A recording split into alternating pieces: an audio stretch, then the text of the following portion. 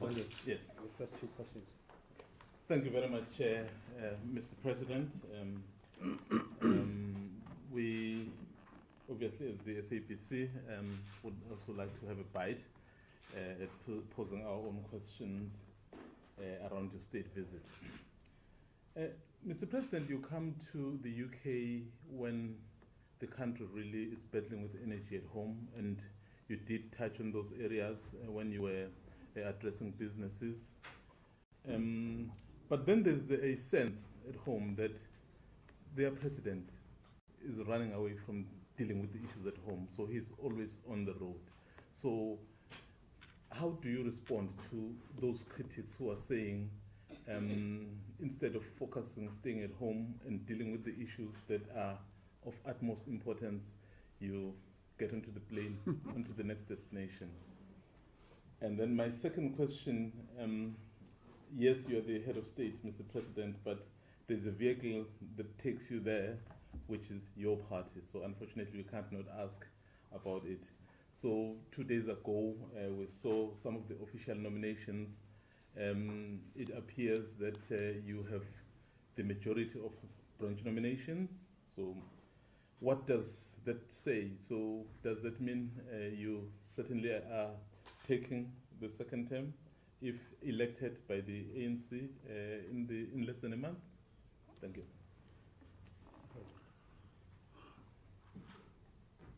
My visits to a number of countries to either go on state visits as well as attending various forums like the G20 and COP27 were well announced in advance.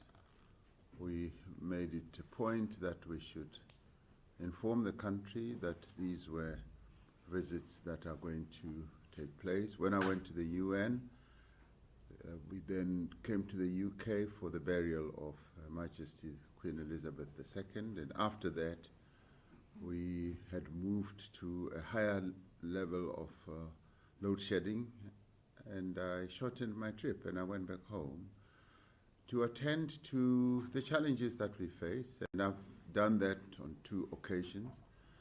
I was heavily criticized for coming back home, and why do I abandon visits that could benefit South Africa? And this time round, this visit to the UK was well known and well announced.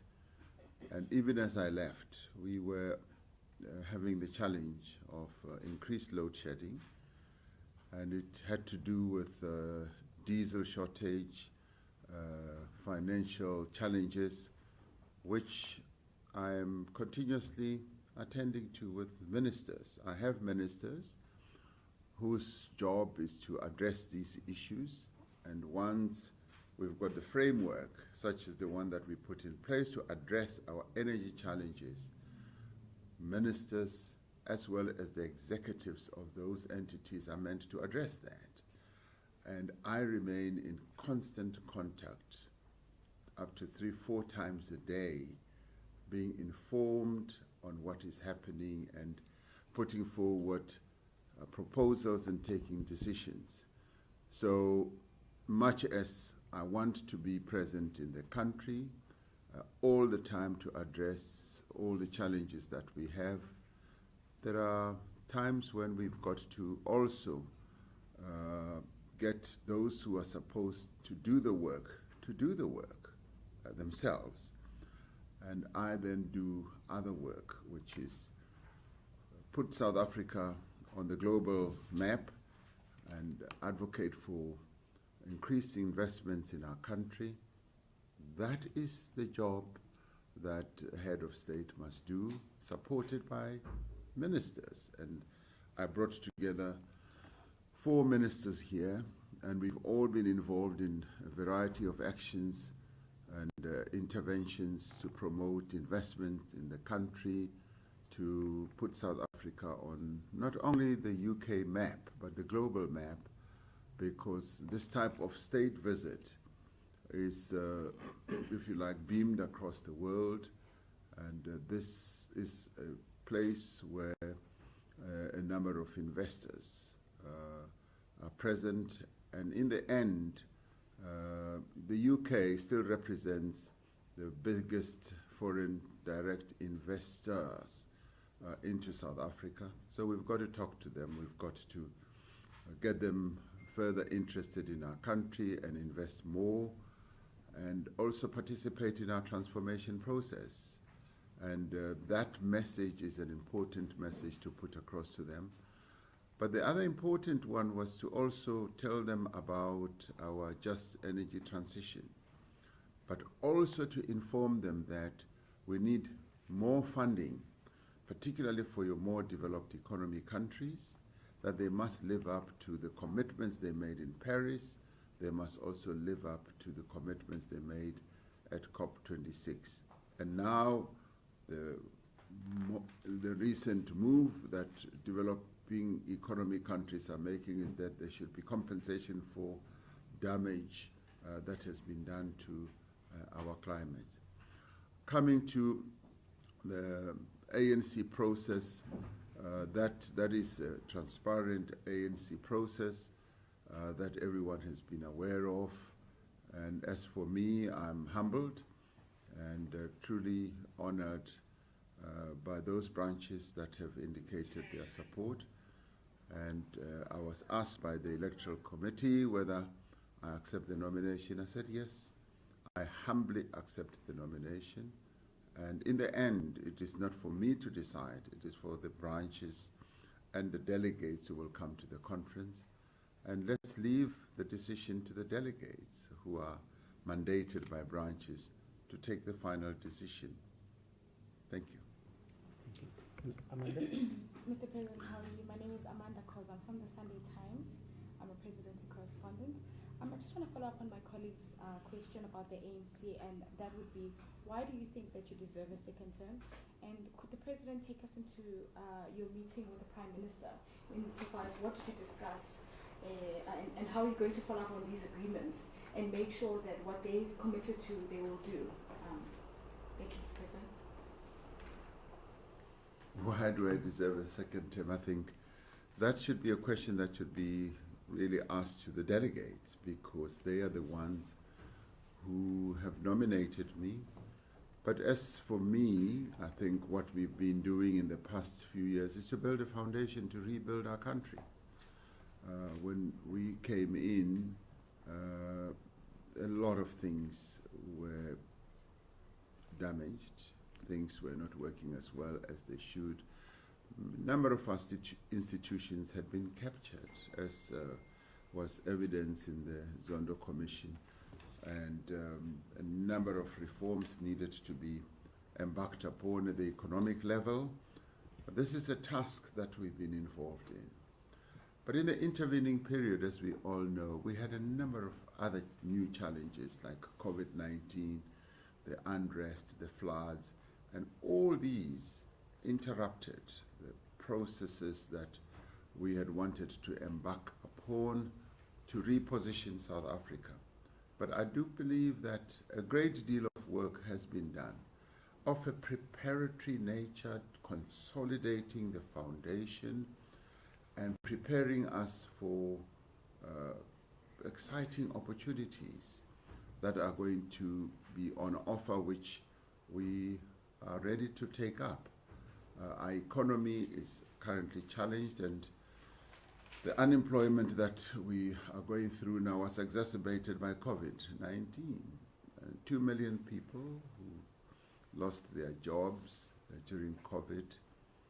For an economy as small as ours to lose 2 million jobs in a short space of time of 18 months is a huge, huge disaster.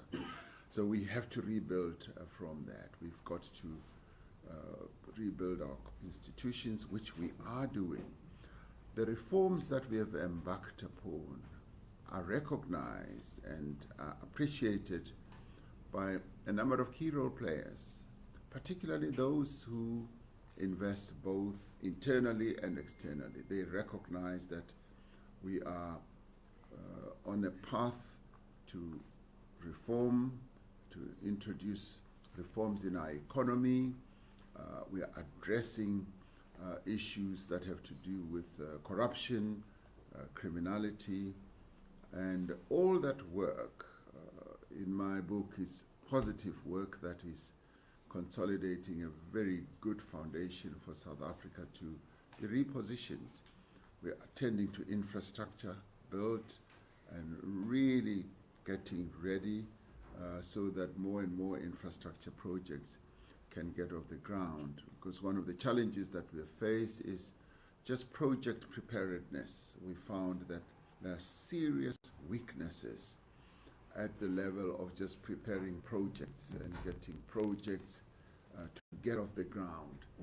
So that sterling performance that we had moving towards 2010 is what we want to bring back.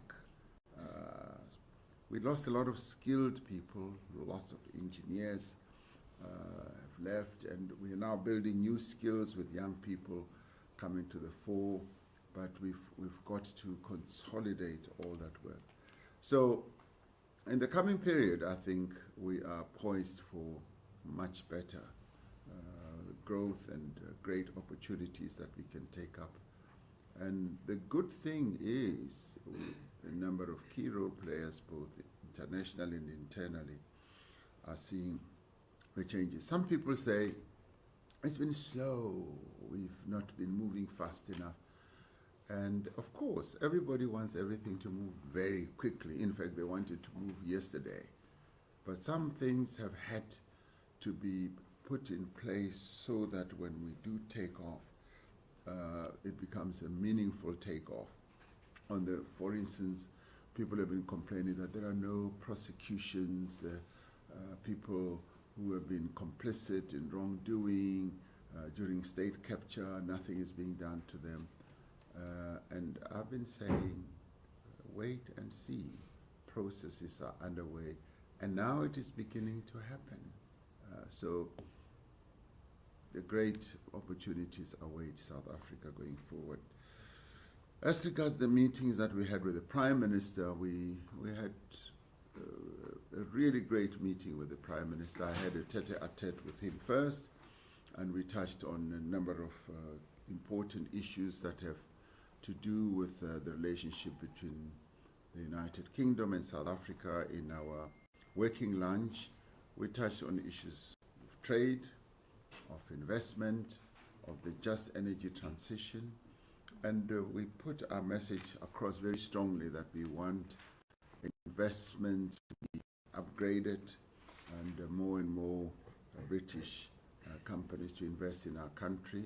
That message was well received, and we saw evidence of that when we went to the Business Forum, because at the Business Forum a number of British company CEOs said, we're going to be investing more money in energy, in infrastructure, and we're prepared to work with South African companies. And some of them even added a very wonderful element that we're also focusing on community development, where we are invested, to focus on how we can support the communities where our companies operate. So that for me was very positive. On the trade side, we said we want to see increased trade between South Africa and the UK. We sell manufactured products like vehicles, but we also stressed that there are constraints on a number of items, such as wine. We want to sell more wine to the UK, and I characterize that is a very happy item that should make everybody happy in the UK. So we want more wine to be brought to the UK. The quota needs to be doubled. We want to bring more sugar to the UK, and the quota should also be doubled. And canned fruit. We've got canned fruit manufacturing companies in South Africa that are struggling right now. So with increased quota on canned fruit, we will be able to export more. So we articulated that viewpoint, and of course we want the just energy transition, which the UK is a part of, to be underpinned by increased grants we calculated the grant component of the $8.5 billion, and we said it only amounts to 2.7%. And we'd like that to be upgraded, largely due to the fact that South Africa already carries a huge debt burden, and the just energy transition should be a transition that is going to ensure that we address the challenges that workers are going to face and the challenges that communities where our fossil fuel generating power stations are, as we transition from those power stations into renewable energy, and as we build new industries, and as we create new and new jobs in those industries, in the hydrogen economy or sector, in the electric vehicle sector, as well as in the just renewable energy generation. So we see great opportunities here. The UK have told us that in years to come, they are actually going to ban petrol and diesel vehicles, and we want to be there to produce electric vehicles that can be exported to the UK. Already we bring delivery vehicles to the UK. We want to go into other vehicles as well.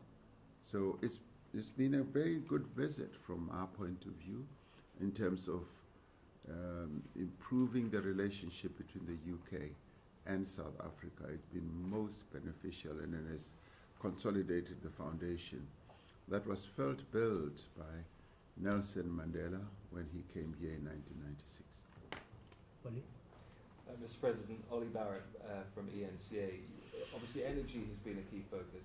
Can you point the South African people to any deals or agreements or conversations you've had here with government or industry that will have a short-term, even immediate impact back home, or are these things that will come to fruition further down the line?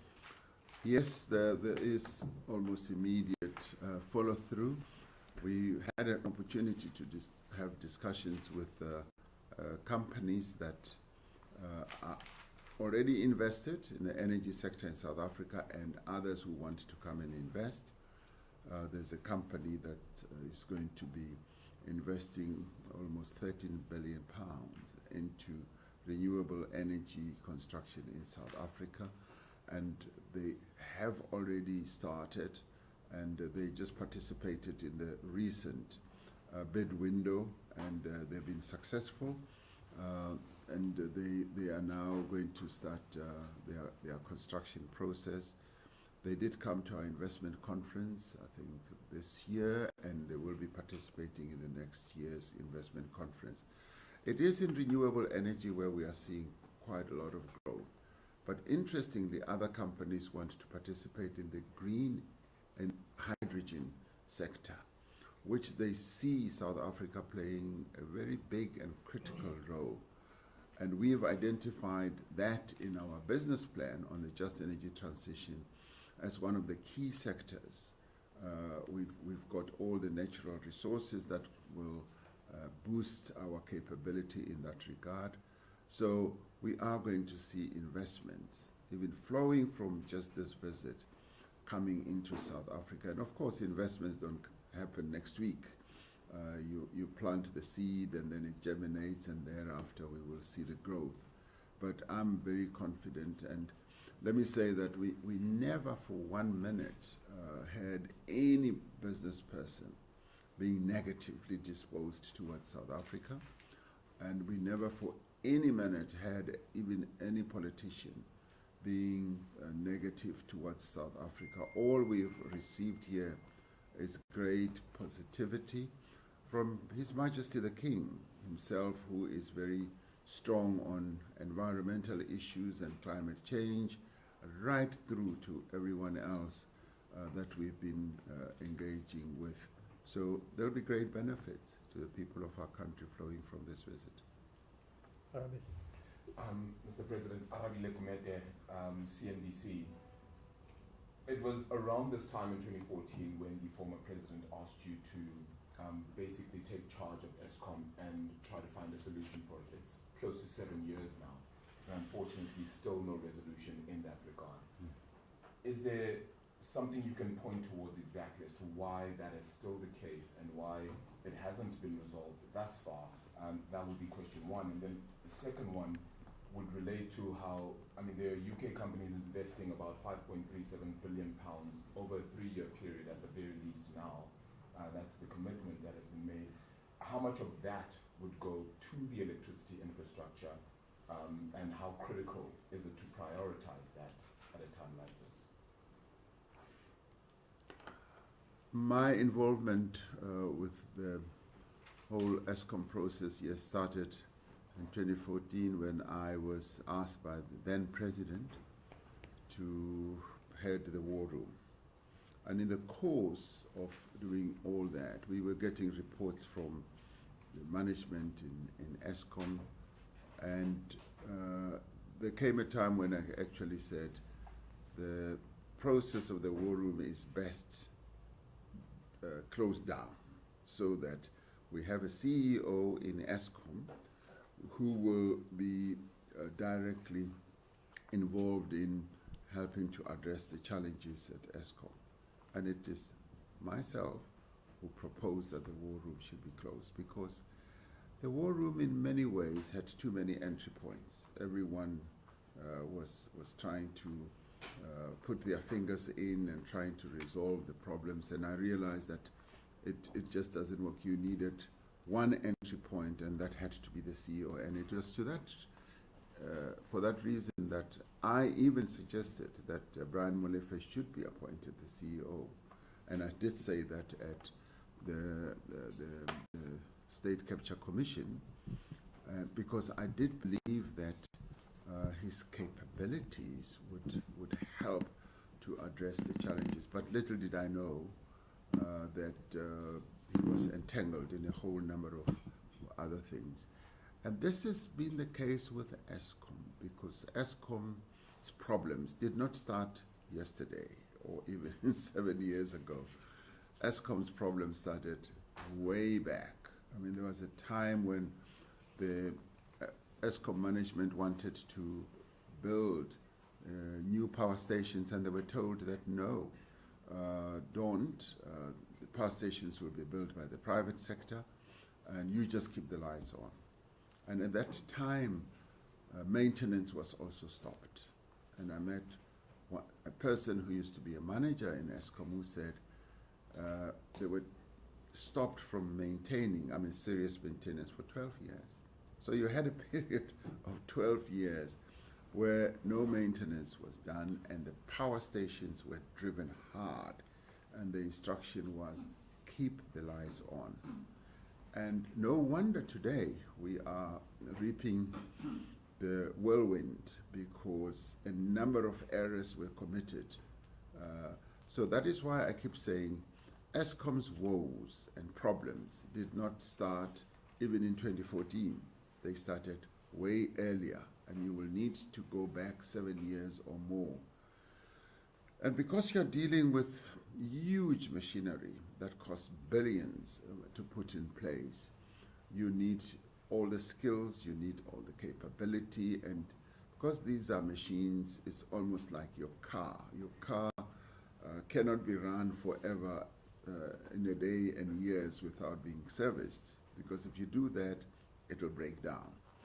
So it's the time-based process. You need to stop the car, have it properly serviced, and move, stop it again, have it properly serviced. We didn't have that.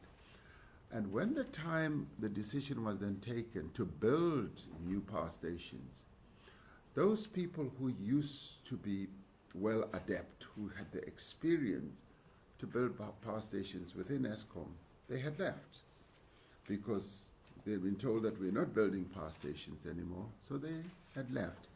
So what you were then left with is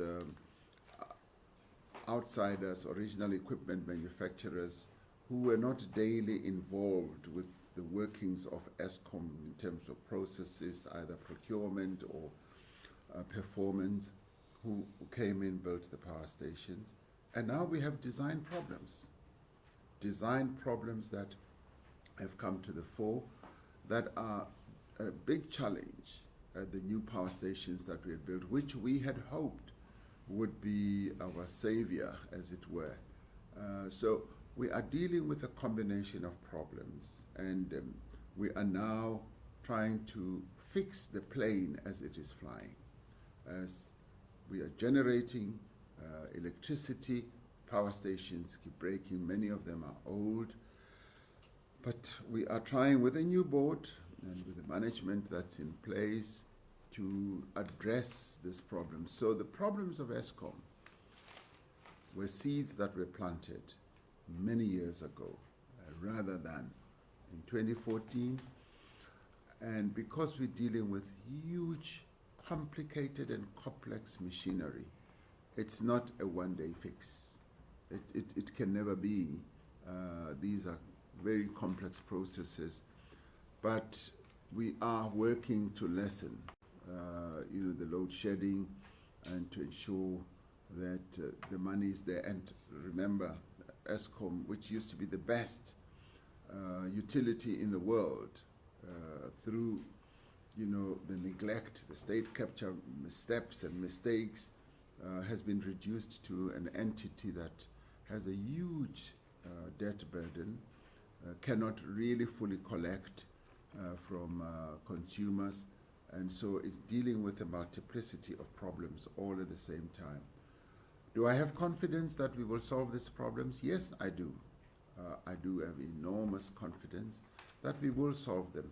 But I think it's important to have an appreciation of where we've come from. And obviously, it is very easy to put all the blame on the president, to put all the blame on government, and yet these problems have come way back from the past. Governor? Thank you, Mr. President. It's Govin Whittles from Newsroom Africa. At the South Africa House, we believe that the state visit would be underpinned by the need to secure investment to directly address South Africa's economic challenges. The Prime Minister's office pointed to 2 new bilateral agreements which you guys have concluded, and we know that there is the green hydrogen grant which has been announced by the UK government. How much does South Africa want from the UK government in grant format for that green hydrogen grant, and what are these agreements? And then this week in South Africa, 2 issues emanating from the courts. One, the killer of Chris Hani, our liberation hero, was granted parole, Janusz Walusz. At the same time, the court ruled that the granting of medical parole to the former president was unlawful. What did you think about the decision to grant the killer of Chris Hani parole? And you're concerned that the decision on the former president has potential to lead to unrest again in our country?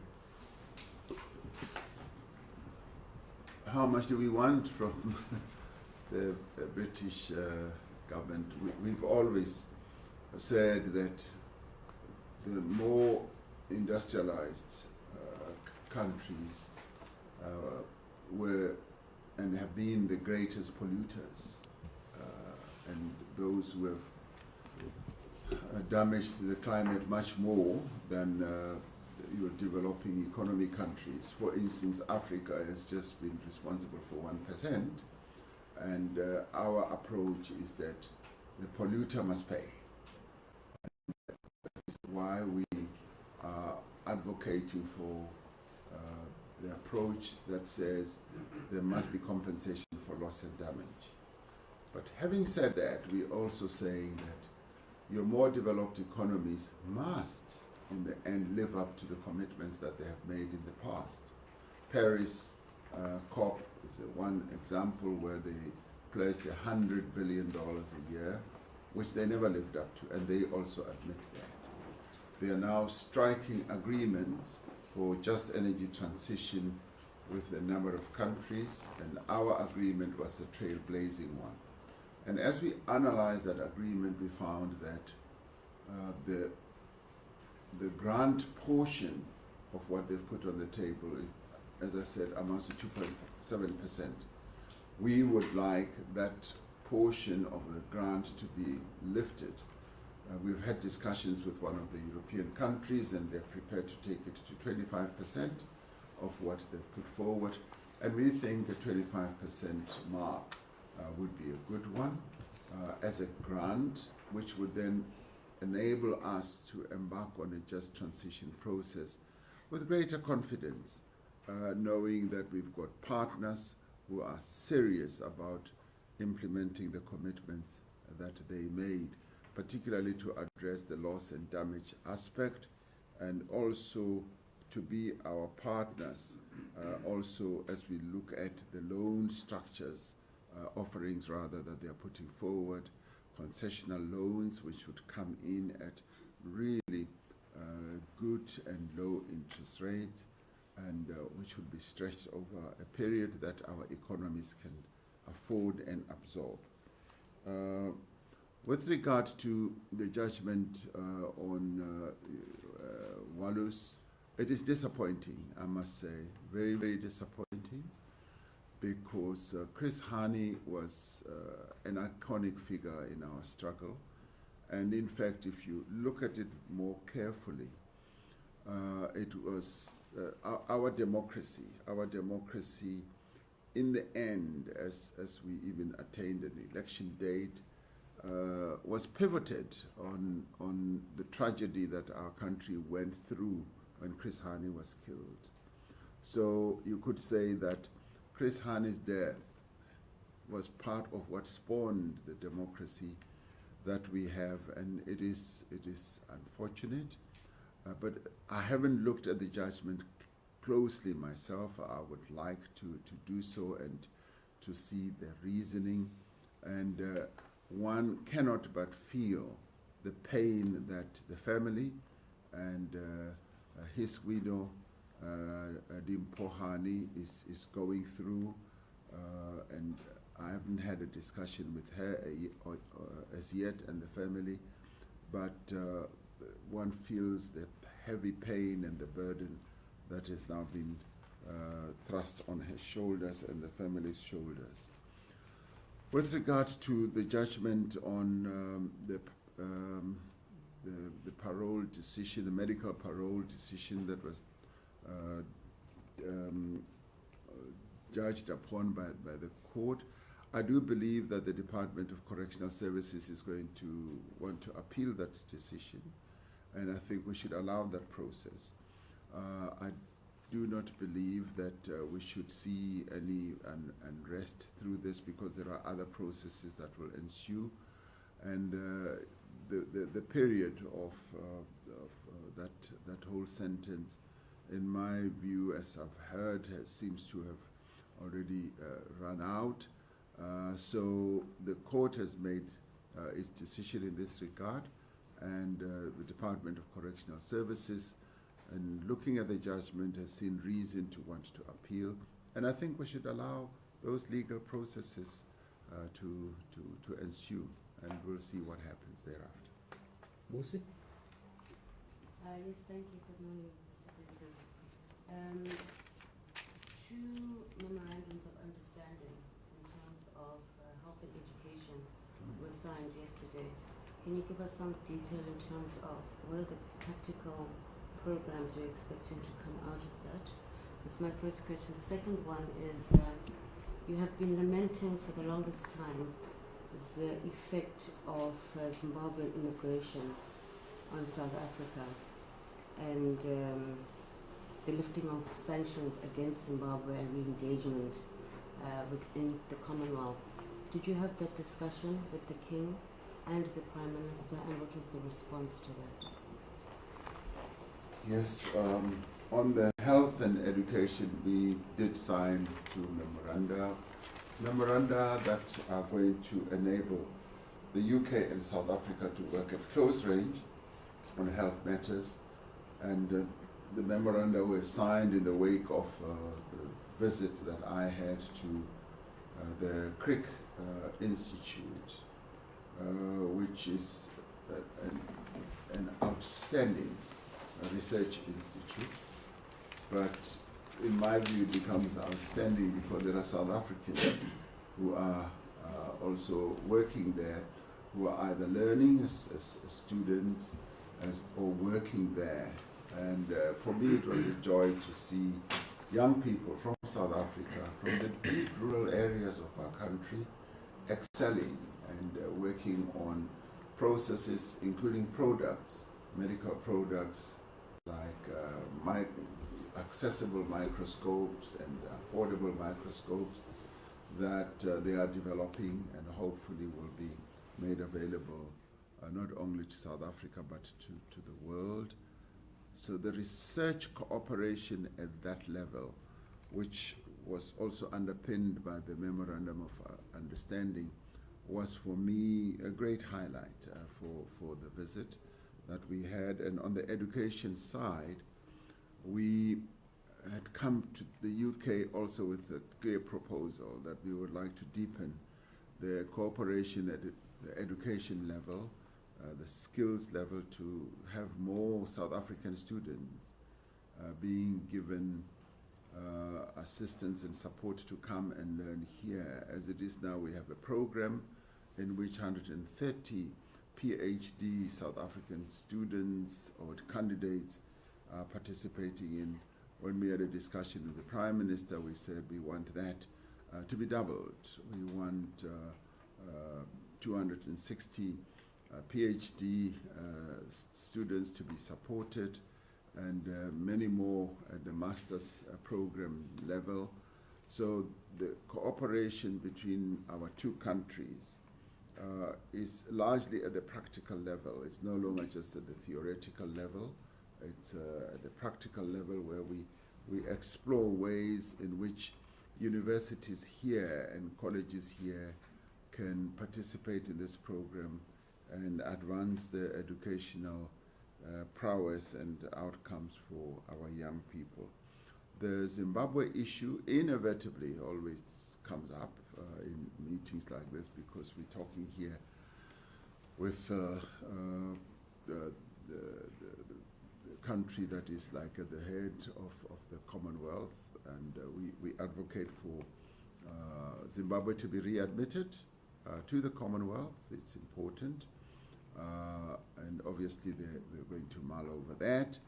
We also advocate for sanctions to be lifted, and we've argued that the sanctions that have been imposed on Zimbabwe have a collateral impact, a negative impact on us as South Africa, because as the Zimbabwean economy is weakened, Zimbabweans flow to our own country and exacerbate the challenges that we are having with regard to unemployment and health services and many other services.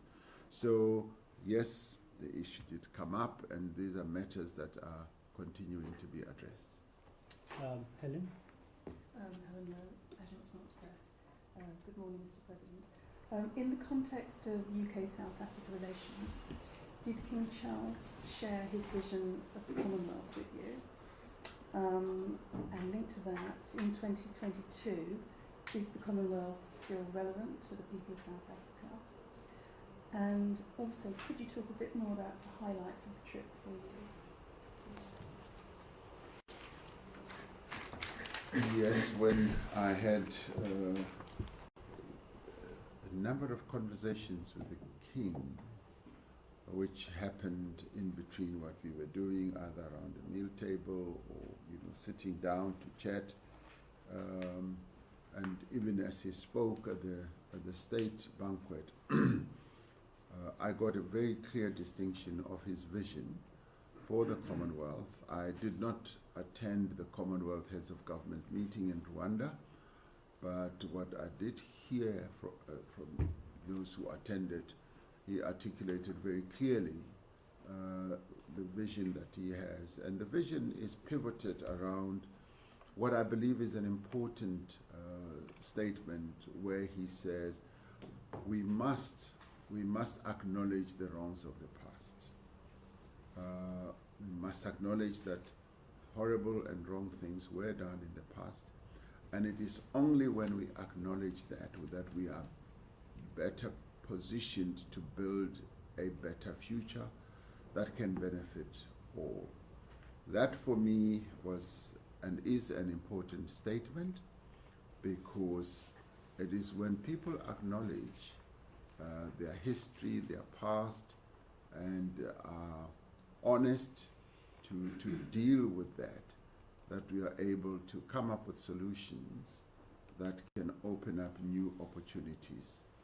And in my discussions with the King, I found him engaging, I found him open, and I found him as a visionary, particularly on development issues, on issues that have to do with education, on issues that have to do with the environment and climate change. I was quite impressed with his disposition towards these issues, and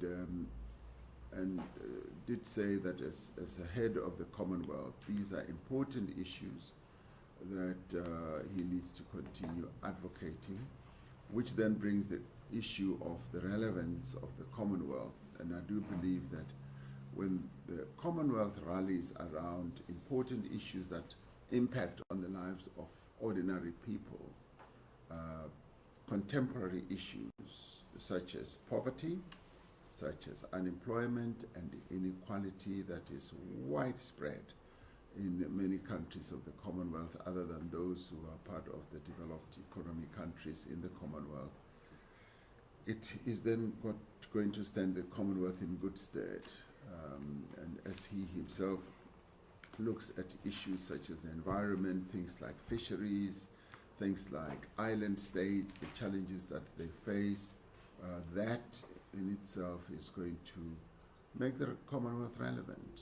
And it's, in my view, good to have a head of the Commonwealth who continues to build on the foundation that Her Majesty the Queen Elizabeth II was able to build on, and he will take that forward. So I think it is an important aspect that one needs to recognize about the Commonwealth. Mr. President only forgot to ask his second question, so we'll give him the... Wait, the second question is not highlights. Oh yes, the highlights. Oh yes, you asked about the highlights. I just wrote here high, and I didn't know what high meant. Yes, there have been a number of highlights. I think the key one is just a visit like this helps to consolidate and lift the importance of the relationship between the UK and South Africa. It is when I think all key role players, be they business, be they cultural workers or artists and everyone else, see that there are good relations between the two countries, that they are then able themselves to go for great opportunities. So it is important that relations between nations should be consolidated and lifted to a higher level. At the economic level, which was really the heart of our visit here, we were able, one, to interact with government to get their commitment on the just energy transition, two, to look at trade issues and get their positive disposition, though we are still going to get involved in further talks, and three, on investment. The government continues to see South Africa as the gateway into the African continent, not by sheer positioning at the south, at the tip of the continent, but also in terms of what we have to offer. We're the most industrialized country on the continent. We have all the wonderful attributes, a good financial system. We've got a manufacturing base which companies can invest in to be able to use South Africa as a launch pad for products that can be sold into the rest of the continent. So we've got all that it takes to do good business, not only with South Africa but with the rest of the continent. And I think the third one for me was the education one. The education one, where the UK continues to play an important role in education cooperation between the two countries, and also just getting more opportunities for our young people to come and learn here is important. The fourth one is the health and research aspect. We cooperated very well during COVID, although we had a bit of a hiccup with Omicron. But in the main, we have benefited a great deal from cooperating with the UK from a research point of view. I would say the fifth one was in an unexpected area, which is I would call it environmental issues, but particularly when we went to the Kew Gardens on the horticultural side of things, where we were able to see how our own students are studying at the Kew Gardens Institute or Learning Center about plants, about conserving and preserving plants. And we got to hear that plants that were taken from, seeds that were taken from South Africa 200 years ago, that were like captured from the Dutch and ended up in the UK and preserved in a fairly sort of ordinary way, were found in a pouch, and they were replanted and they germinated. So 200 years of plants from South Africa were replanted here.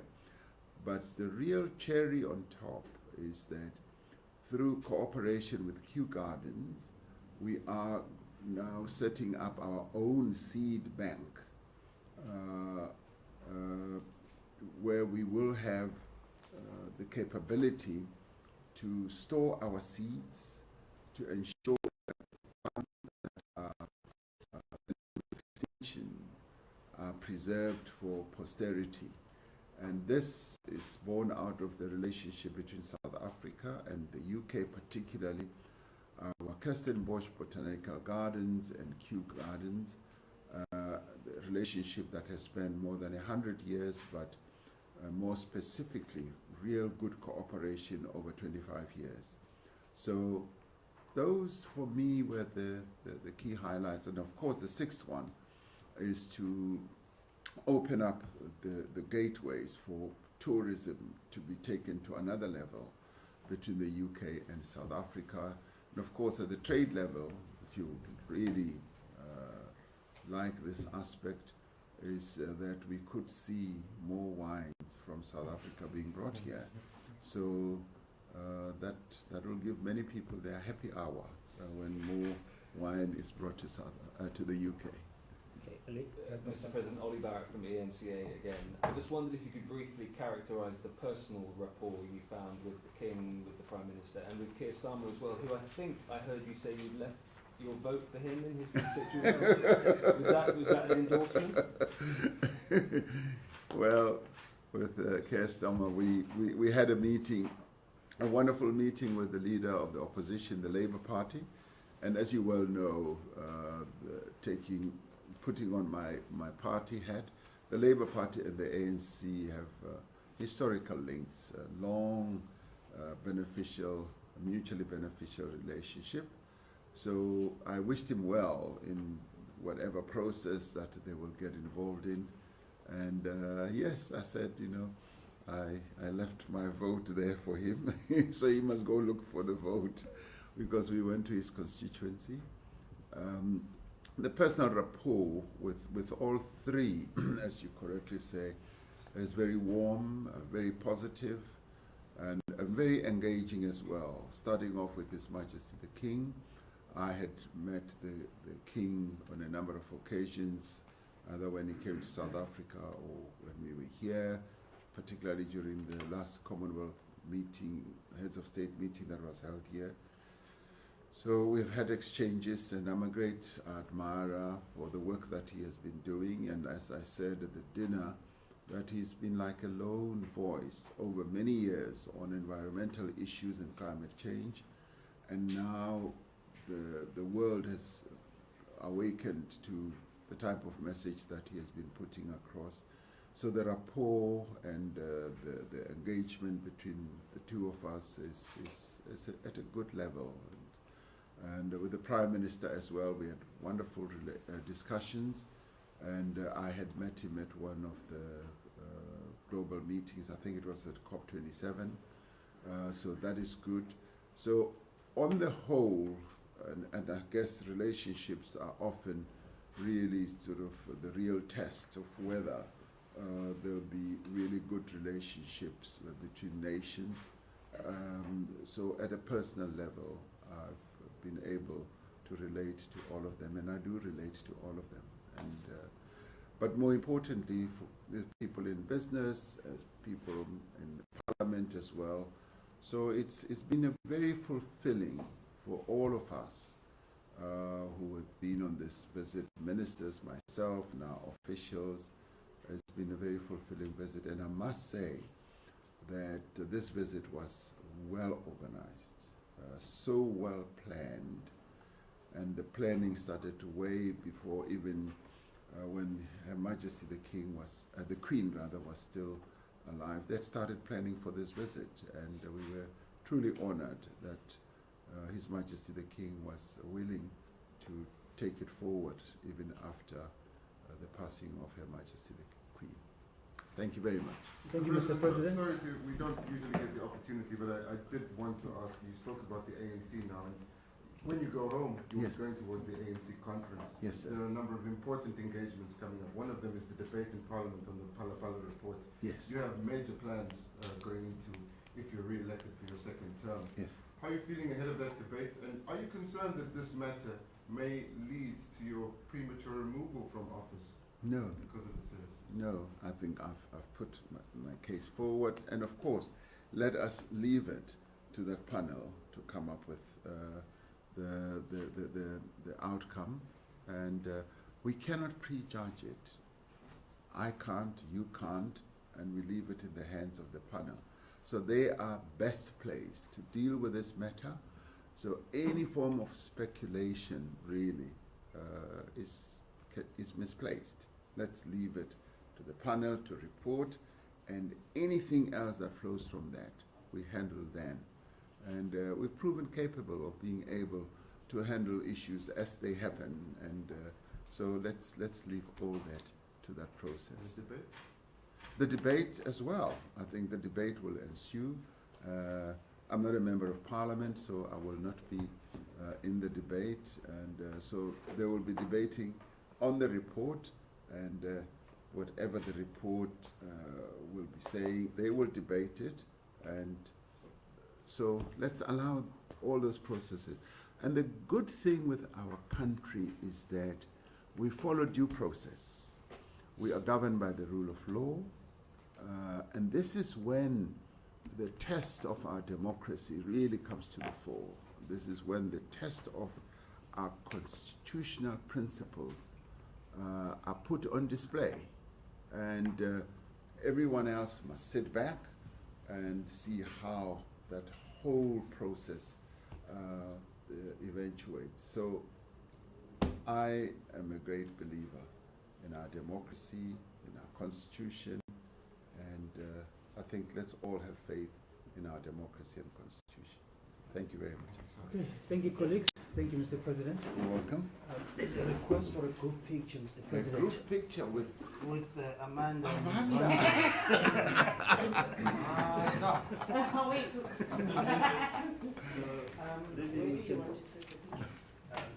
Yeah, take a picture. Just no, mzwayo ufuna isithombe la. Sorry? Yo.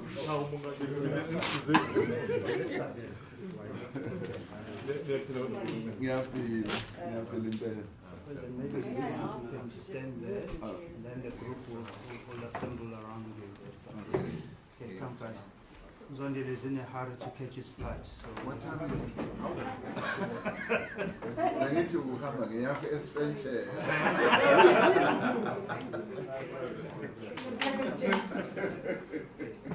come. Guys, can you please do the honey tree? What do you want me to sit down? Sit or standing? I think You can stand. Standing, okay. No, the chairs are fine. You can even use one.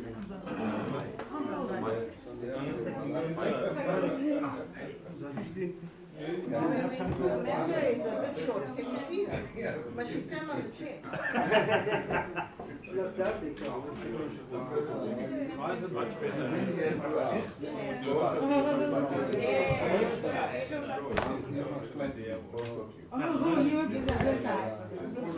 Full man, Tuesday, we need doctor.